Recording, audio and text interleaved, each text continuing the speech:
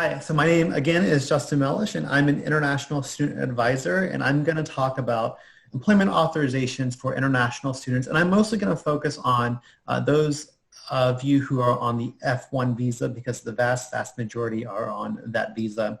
But of course, if you have questions, if you're on a J visa or a different non-student visa, you can ask me questions towards the end of the presentation. So the good thing is that you are able to work when you're on an F or a J visa. But I always provide a caveat for that. Oftentimes you're going to need a work authorization to engage in employment. And then typically that employment is very limited to perhaps your field of study or your degree program, and must be a part of your degree program. And so I've structured this presentation into two segments. The first is going to be what employment looks like during your studies. So while you're enrolled at UC Austin on that F or even that J visa. And then the second half is going to be what does employment look like after your studies? And again, that's going to be within the frame of your student visa. And for this presentation, again, that would be the F visa. So let's go and look at what does employment look like during your studies. Well, there are three types of employment that you're allowed to engage in while you're on an F visa.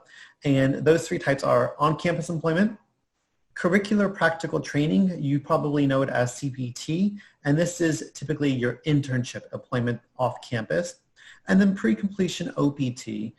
This one is not as common, but I will explain maybe when you would want to apply for pre-completion OPT versus CPT. So on-campus employment, if you're on an F or J visa, you are able to work on campus through a university-approved vendor or just directly through the university without any authorization.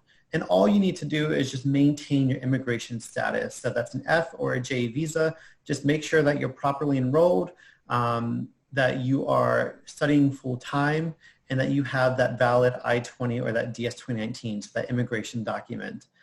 So again, no authorization is needed. However, there are some limitations to working on campus. And that is going to be during the academic semesters, so that's your fall and spring semester, you're only able to work 20 hours a week.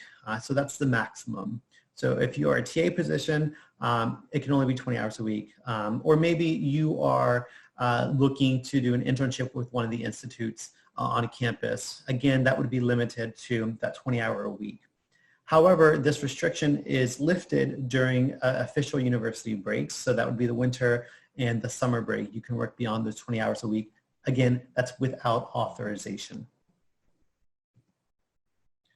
Typically, you're going to need to apply for a social security number to receive payment for your work. However, if you don't have that social security number, you can start working. The employment authorization is simply your immigration document. And so when you go through the HR process and then you're unable to get that social security number up front, you can go ahead and start working, apply for the social security number, and then use that later to receive back payment for your work. And so on-campus employment, within the 20 hours a week is fairly simple. So whether you are looking to do an academic appointment or an extra appointment on campus, you should be able to do so relatively easily. Now, CPT, curricular practical training, is typically used for an off-campus appointment or an on-campus appointment beyond those 20 hours a week.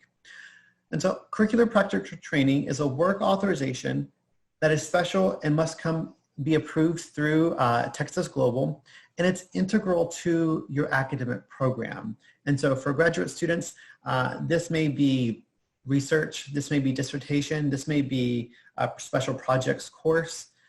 When we say integral to your academic program, we mean that it must fulfill an academic requirement. Okay, so to be eligible for CPT, if you're on the F1 record, you have to have already been enrolled 2 full semesters before you're eligible, so before you can apply for CPT. So that's that fall and spring semester.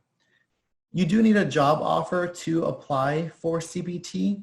And so if you are going to work for Google over the summer, we're going to need to obtain that job offer with specific dates and then really defining what your role is going to be during that internship.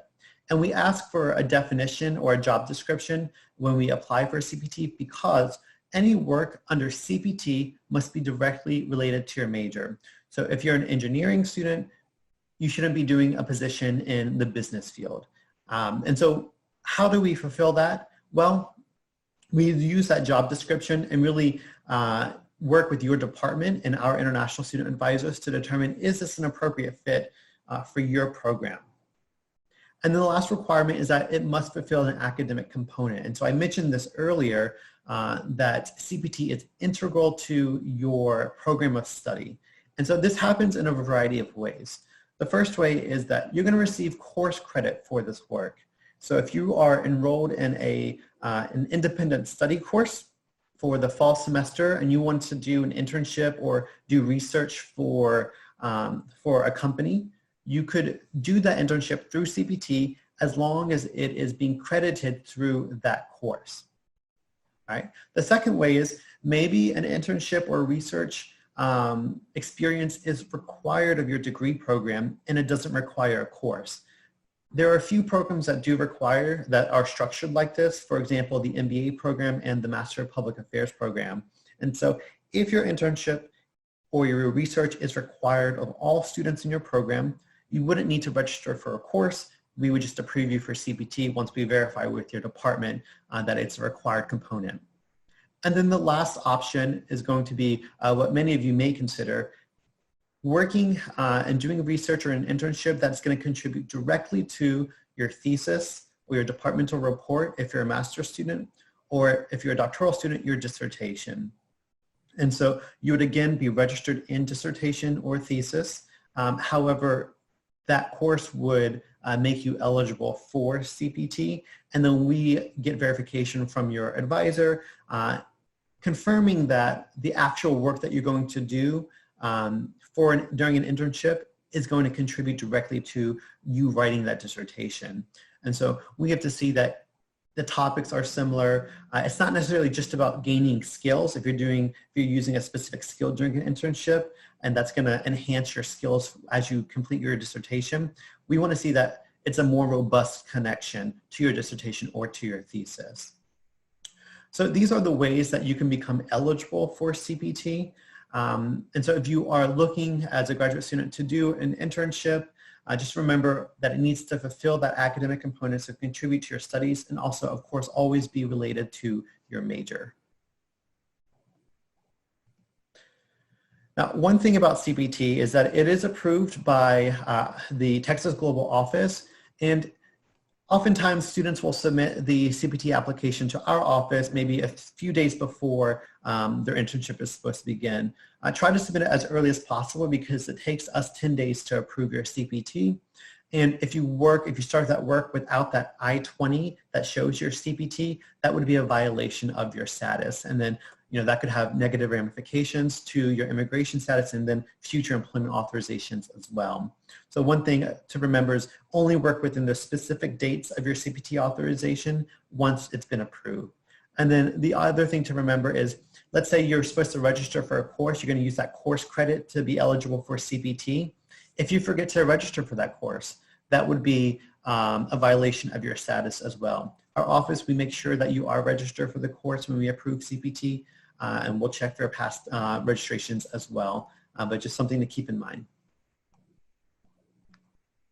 So here are some common questions that my team gets about CPT. What does my employer need to provide for CPT? So the employer part of this is simply providing you an offer letter. And so if you look on our website regarding CPT, you'll see what information we need. All of the information that we need has to go into the immigration system with the Department of Homeland Security. And so when we ask for this information, sometimes employers may be reticent to provide it. In that case, you can work with our team to see how we can go about getting those necessary information. How do I prove my job is related to my major? So I mentioned that any work under CPT must be directly related to your major. How do you approve this? Well, again, we look at that job description and then we get confirmation from your academic advisor, your supervising professor. They're a part of that CPT approval process. So when you submit that CPT request, it's going to go to me and it's also going to go to your advisor for approval. If we have any questions or perhaps I see a job description that doesn't necessarily seem to match your major, I'll then reach out to your department for further confirmation or an explanation. So one of the hard things about CPT is figuring out when you should take the course. So it's fairly simple. If you're doing an internship in the fall, you should take the CPT course during the fall if you're doing it through a course registration. If you're having the internship in the spring, you would take the course in the spring. Now, summer is a little bit different. And this is really important for you all to know because this can affect what you pay over the summer, maybe the cost of the internship suite total. And so if you're doing an internship during the summer, you can do your CPT course either in the summer or in the fall. So we have some students who want to take it during the summer because they're going to be enrolled anyways as a TA or GRA and they need to be enrolled. But some students may just take it in the fall because they're going to not necessarily be enrolled in the summer, and that would mean that they would need to pay extra for a course that they typically wouldn't have had to take. So you do have some flexibility of when you can be enrolled in that CPT course. All right. So when we talk about CPT, I want you to think about internships off campus typically, so that paid work off campus through your program, or working on campus beyond those 20 hours a week. CPT is going to be vastly used by our students, but sometimes a student is not eligible for CPT. There are some restrictions on how long you can be on CPT, or if you cannot find a class that makes you eligible for CPT, maybe your program doesn't have an internship course or a special projects course, or maybe your internship isn't really going to be directly related to your dissertation. There's another option called pre-completion optional practical training, pre-completion OPT. Again, this is employment that is directly related to your major, but it's not part of your academic program. And while part of it is approved by Texas Global, it's ultimately approved by United States Citizenship and Immigration Services, USCIS, found within the Department of Homeland Security. And so this application process is very timely, whereas CPT takes about 5 to 10 days to be approved, pre-completion OPT takes about 3 to 4 months to be approved.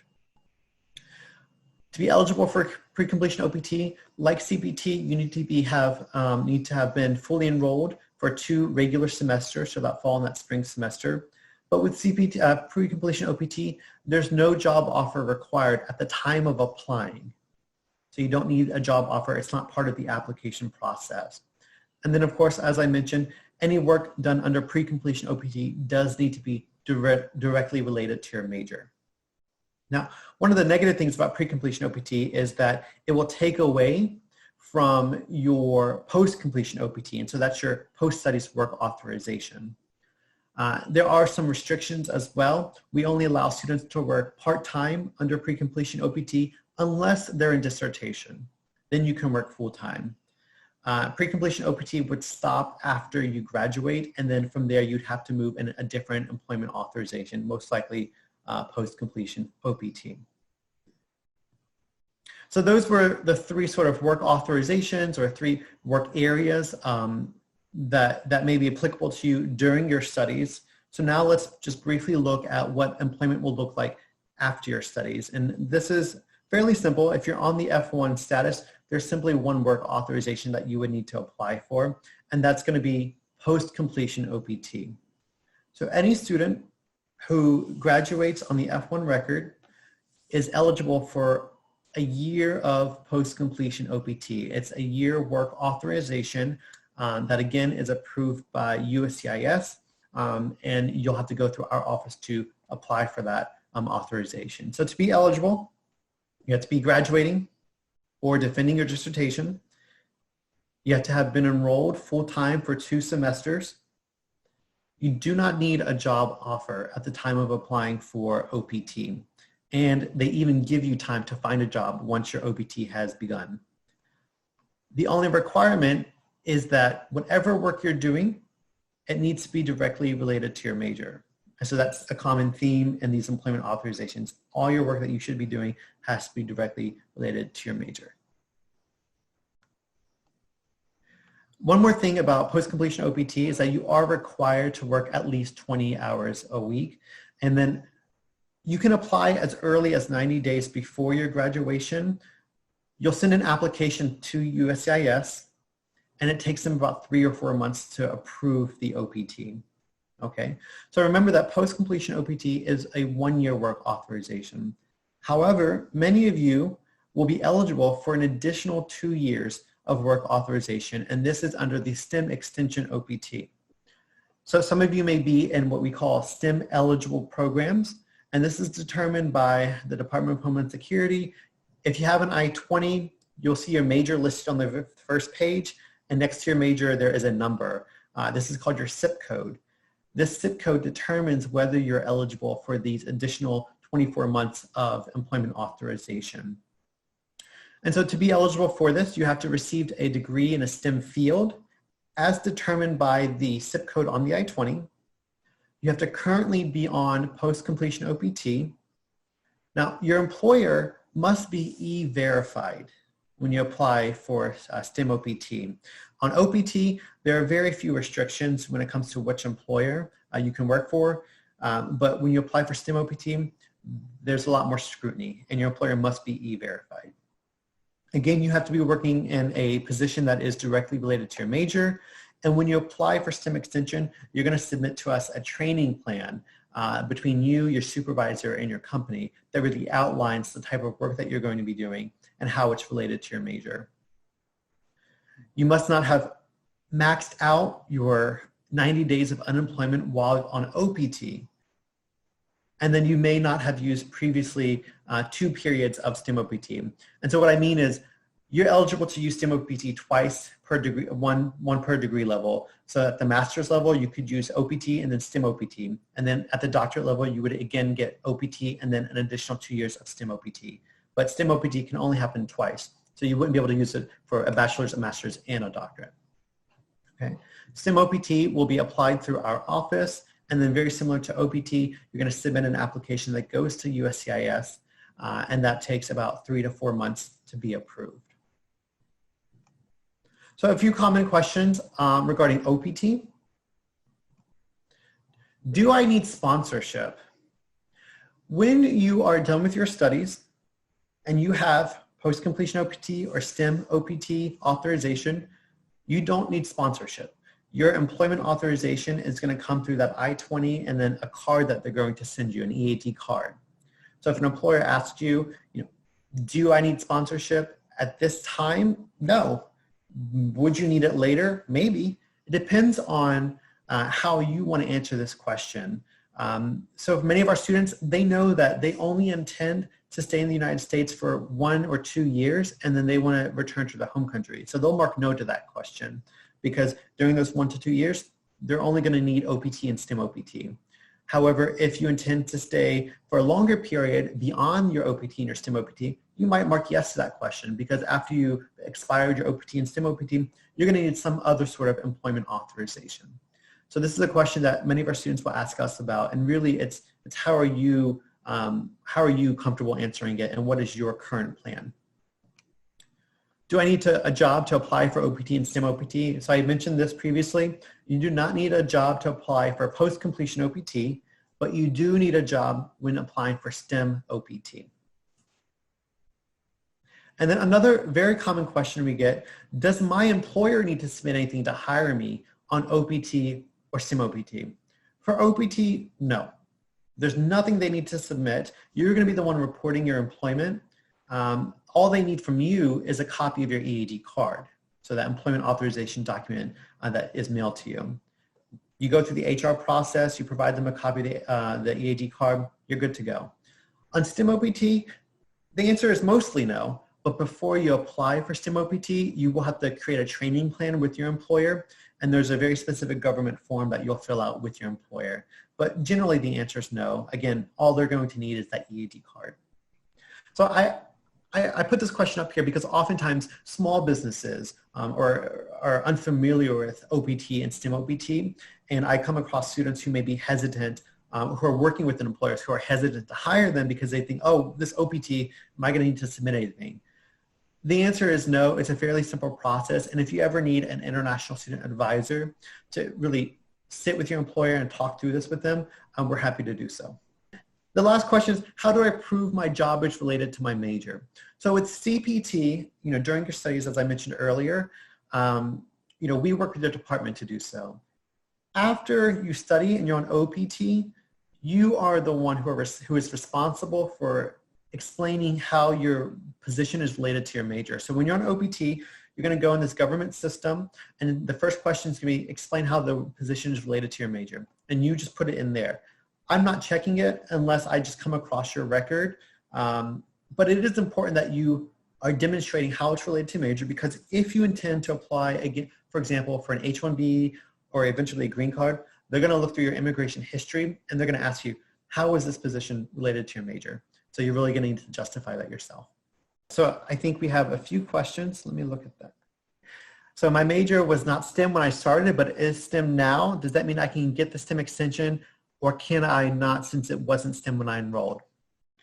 So Sarah, I assume you're still in your program, and by the time you graduate, it will be a STEM program. So the STEM extension has to be applied to your program before the end of your OPT. So what I mean is, by the time you apply for the STEM extension, if that program at UT is STEM eligible, then you are going to be eligible. So this is happening for several programs. If you're an architecture student, they've moved that program to be STEM eligible. The MBA program is working to move their programs to be STEM eligible. And so for students who maybe are graduating this year in the MBA program and it's not STEM eligible, and it gets STEM eligible by the time your OPT ends, then you should be eligible for that STEM extension. That said, the STEM eligibility goes through various processes and stages with not only our office, but the Texas government and the federal government. And sometimes it's not approved in time. And so we know that's very disappointing for many students. All right. What is the STEM extension OPT policy for working in early startups? So startups, that is okay. However, any employer must be e-verified. So if your employer meets the requirements as far as e-verification and can provide an EIN, then that would be permissible. If it's a startup, you're starting a business, that would be a little bit more difficult because it likely wouldn't meet the threshold from the government. And so if you are thinking about working for a startup, definitely schedule an appointment with an international student advisor so that we can look more into more details about that specific situation. All right, so somebody has asked me about the proposed changes in OPT by the current government, so the current administration. I figured I would get this question. So we are very aware of the proposed changes by some of our government officials. I will say happily that we very recently had a large group of legislators sort of issue a letter of support for OPT and H-1B as well.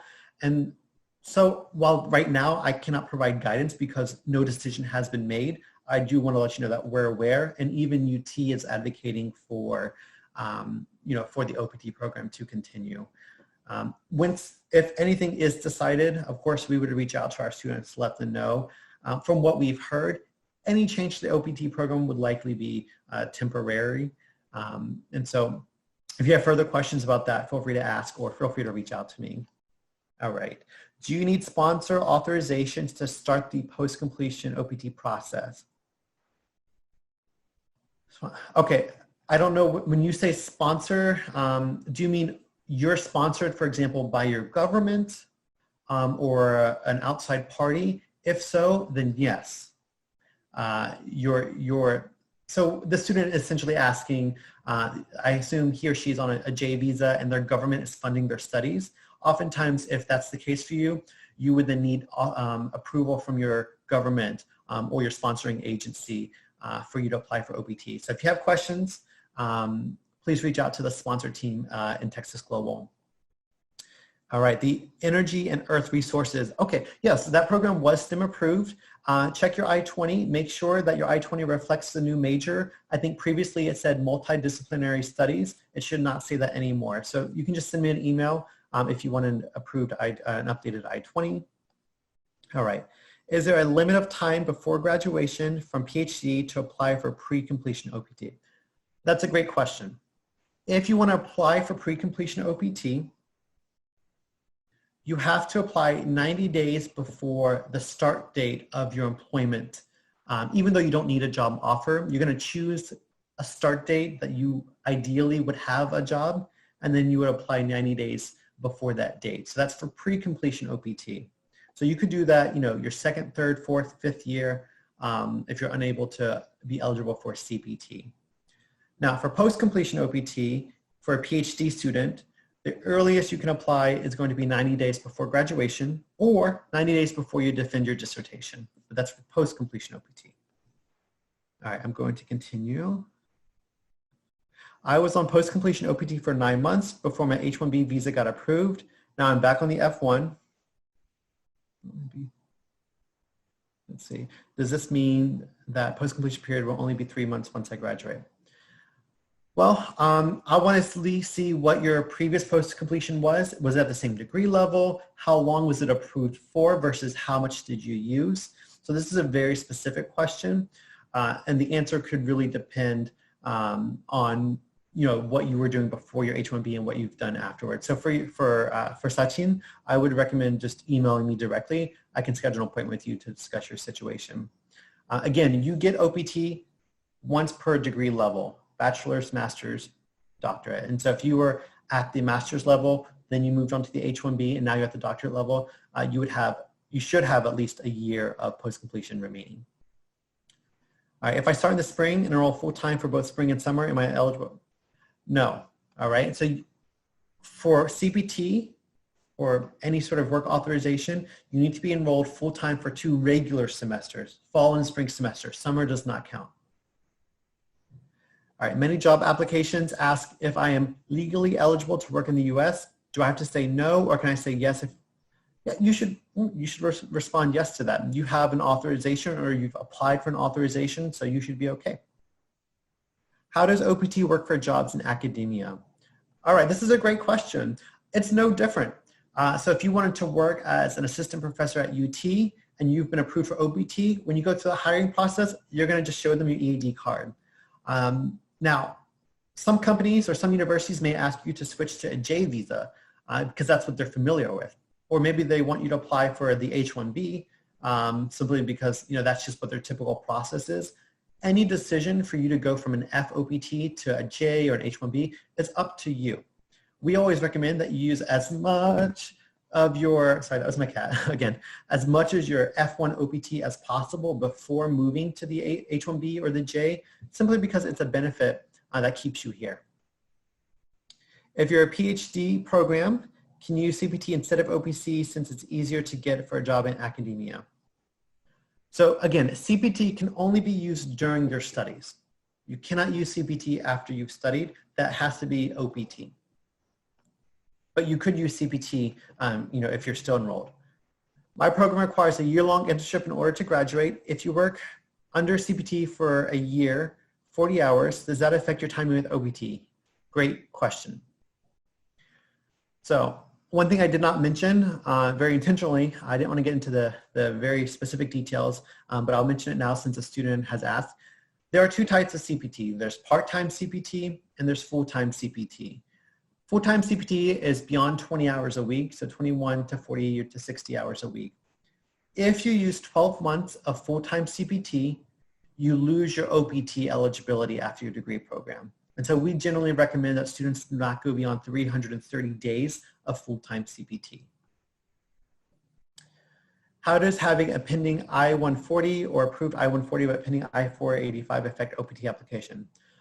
It should not. But we always recommend you speak with your attorney about that just to confirm. But on our end, we do not believe that OPT and the pending green card affect each other negatively. The only time that would affect you negatively is if you're actually applying for the F1 visa that goes in your passport. That would likely be denied if you have a pending green card. If my OPT gets approved and after 6 months I need to go back to school for PhD, what would happen of the approved period of OPT? Okay. So you wouldn't get that time back.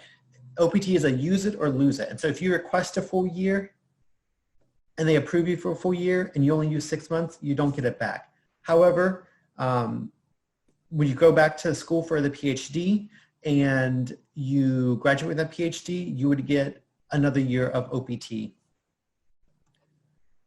All right, if my OPT is ending and I cannot travel to my country because of COVID-19, can I apply for an extension? So Oscar, I'm gonna have you reach out to me directly. The situation has been sort of convoluted because of COVID-19. So again, please just send me an email.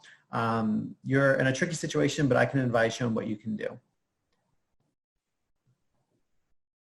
All right, what are the options for international students to return after leaving the US for a year or two? What are the options for international students to return?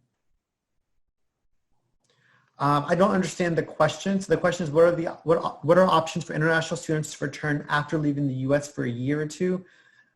I don't understand the question specifically. Are you coming to study? If so, you would again need to be on a student visa. If you're coming to work and you don't have a current work authorization, you would need to work with your employer. There are various immigration employment visas, the TN, there's the L visa, the H-1B visa. You'd have to work with your employer to return. If you apply for OPT and it gets approved, but you don't get a job, then what? What is better, looking for and getting a job on an H-4 visa or on an F-1 visa? So I thought there were changes to the H-4 visa as far as employment. Again, we always recommend that you work under the F-1 for as long as possible. When your F-1 is approved, you have a start date. And from that start date, not from the approval date, but from the start date, you have 90 days or about 3 months of time to look for unemployment. So you have 90 days of unemployment.